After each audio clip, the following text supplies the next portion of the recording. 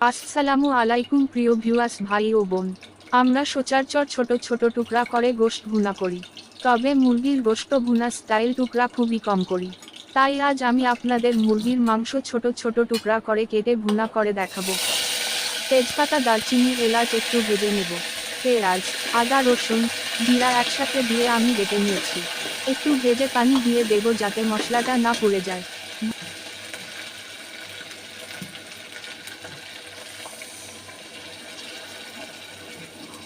গুঁড়া মশলাগুলো দিয়ে দিব।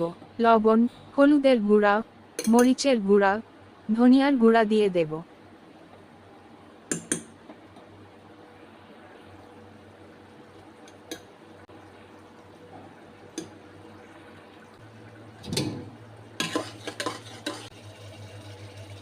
মশলাটা কষে আসলে ছোট ছোট টুকরা করে কেটে রাখা গোশতগুলো দিয়ে দিব।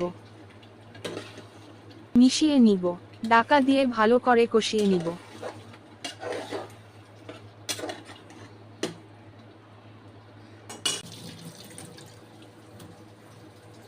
কাঁচা মরিচ দিব।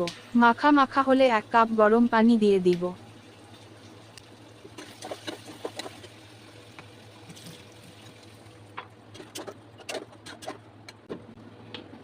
রান্নাটা ভালো লাগলে অবশ্যই লাইক, কমেন্ট, শেয়ার করবেন। সাবস্ক্রাইব করতে ভুলবেন না। আল্লাহ হাফেজ।